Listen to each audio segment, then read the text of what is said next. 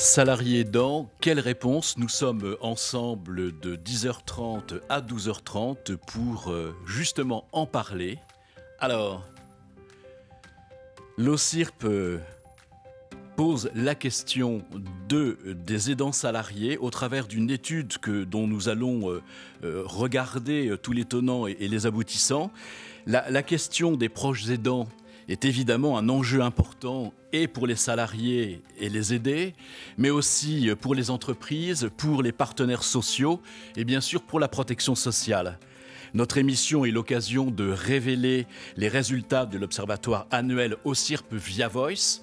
Bonjour Arnaud. Bonjour. Réalisé en partenariat avec la NDRH, la CCAH, la Compagnie des aidants, Andéo et l'Observatoire de la responsabilité sociétale des entreprises, l'ORS. L'enquête est centrée cette année sur les réponses concrètes que l'on peut apporter aux aidants. Cette étude intègre en 2024 les agents de la fonction publique en plus des salariés du secteur privé. Alors, on va entrer dans le vif du sujet après quelques signes que je vais faire à notre ami Arnaud pour pouvoir passer les slides, les présentations tout d'abord.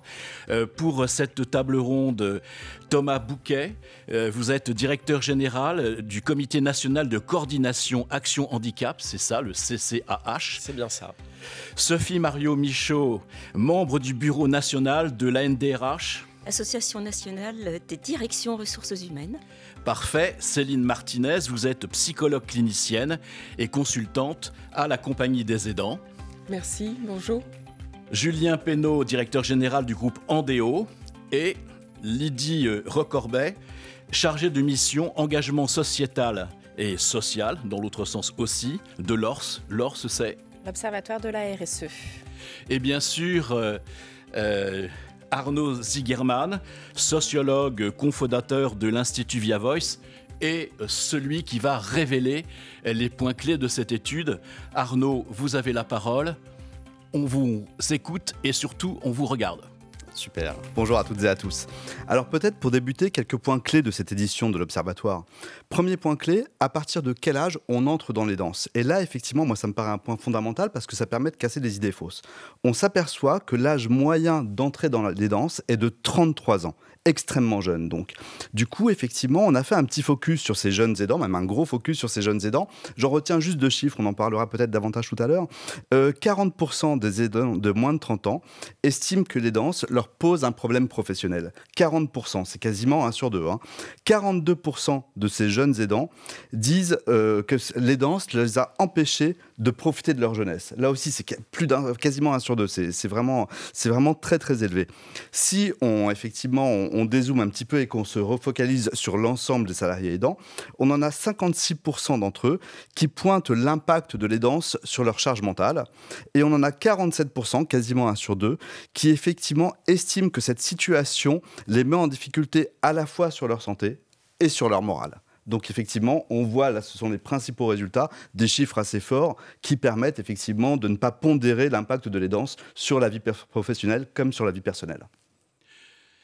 Alors effectivement, ces chiffres clés sont tout à fait parlants et ça appelle un commentaire de la part de chacun de nos invités.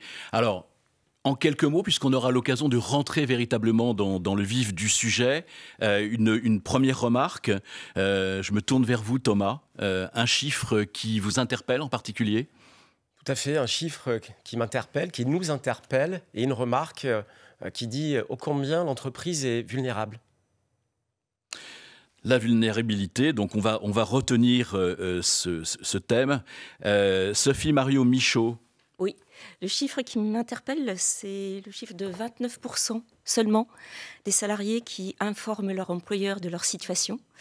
Chiffre que j'ai retrouvé au sein de la branche professionnelle des autoroutes lorsqu'il y a eu négociation d'un accord et qui nous interpelle l'association des DRH sur quel est leur rôle pour identifier, accompagner, soutenir ces salariés et continuer à avoir des entreprises qui fonctionnent.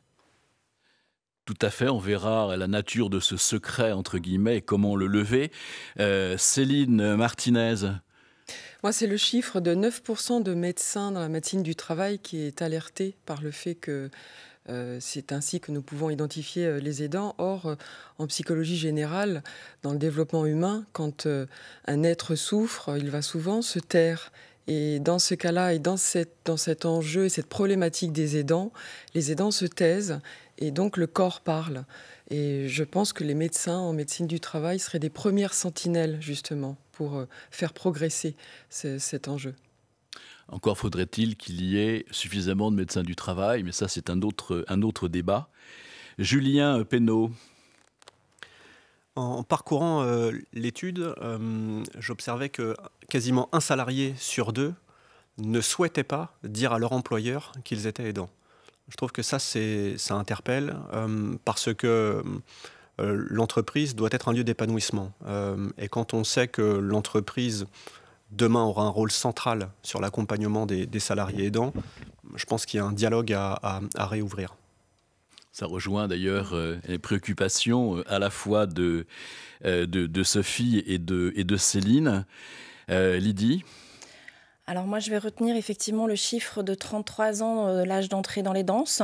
J'ai regardé l'étude que nous avions faite l'an dernier. Le chiffre était à 36 ans. Donc en un an, on aurait perdu 3 ans. Alors, il y a pour moi 2 explications à ça, mais on pourrait effectivement en parler plus longuement. La première, c'est sans doute le poids des maladies chroniques et invalidantes qui s'invitent dans les danses. On le voit bien d'ailleurs, en réalité, c'est le 2e motif des danses après le grand âge et avant le handicap. Donc ça, c'est sans doute ce qui fait qu'on peut se retrouver aidant plus tôt au cours de sa vie. Et je veux y voir aussi un signe positif. Peut-être que c'est aussi les efforts que nous faisons à faire connaître cet enjeu de l'aidance, de la dépendance, qui fait que les gens se reconnaissent de plus en plus aidants, auquel cas on aurait gagné 3 ans. Et je pense que c'est important de valoriser ce rôle-là, de solidarité, de courage aussi. Ça veut dire aussi pour les entreprises, puisque je parle au nom des entreprises membres de l'ORS, qu'elles ne peuvent pas ignorer ce sujet-là qui s'invite de fait dans les entreprises et dans l'organisation du travail. Si vous entrez dans les danses à partir de 33 ans, c'est une moyenne, ça veut dire que, on ne va pas refaire le débat sur les retraites, mais vous avez à peu près 30 ans de carrière devant vous. Et on le sait statistiquement, à l'horizon 2030, on aura 1 actif sur 4 qui sera aidant. Donc ça veut dire que vous aurez très probablement l'occasion d'être aidant plusieurs fois au cours de votre vie, sans doute parfois même en même temps de 2 personnes, avec des niveaux de charges différents. Ça veut bien dire qu'en termes d'organisation du travail et de conciliation vie privée, vie professionnelle, vous l'avez souligné, pour que les entreprises fonctionnent, il faut quand même trouver des dispositifs qui permettent d'anticiper davantage la problématique des aidants. D'ailleurs, Arnaud, dans sa présentation, parlait de l'importance de la charge mentale. Un commentaire, Arnaud, oui, là-dessus ? Je reviens effectivement sur ce que dit Lydie. Les aidants n'ont pas rajeuni en un an, bien entendu, mais c'est certainement, encore une fois, il y a beaucoup de choses à faire sur cette thématique, mais un point positif qui est qu'on les identifie un peu mieux ou ils s'auto-identifient un peu mieux. C'est un début de progrès, parce qu'on sait effectivement, et on le voit dans cette étude, les aidants ne disent pas qu'ils sont aidants pour la plupart d'entre eux. Le fait qu'ils se déclarent un peu plus est un début de progrès. Encore une fois, je voudrais qu'on ne soit surtout pas dans l'autosatisfaction, il reste beaucoup de choses à faire sur cette thématique, mais c'est vrai que c'est quand même un élément positif. Alors effectivement, on a vu là la présentation des principaux chiffres. Arnaud, vous allez revenir au fur et à mesure des débats sur des points de détail. Comme je vous le disais, nous sommes ensemble de 10h30 à 12h30 et nous allons enchaîner un certain nombre de tables rondes. La première à 10h45 sur les coûts cachés des aidants pour l'entreprise, en tâchant non seulement d'évaluer, mais de recommander. Nous aurons ensuite à 11h05 l'information, le care management et les services pour répondre justement aux attentes des salariés aidants. À 11h30, la démarche de labellisation, je vais y arriver, c'est difficile à dire, des salariés aidants. Avec toute la démarche, Julien, vous serez là pour nous en parler aussi. À 11h55, négocier et assurer, puisque il y a, on l'a dit, tout ce volet entreprise, vie dans l'entreprise et préoccupation du chef d'entreprise vis-à-vis du bien-être de ses salariés à prendre en compte. Et ensuite, il y aura une conclusion de la directrice générale de l'OCIRP, Marianne Monchamp. Voilà, je pense que nous avons pu présenter les chiffres comme il le fallait pour que cet axe et justement cette réponse puisse apparaître au fur et à mesure de nos débats. Eh bien, il me reste à vous remercier pour que nous puissions, on va se retrouver, je voulais le dire, tous pour des séances un petit peu plus longues au fur et à mesure de ces tables rondes et de ces rendez-vous précis. Merci à vous tous et à vous toutes.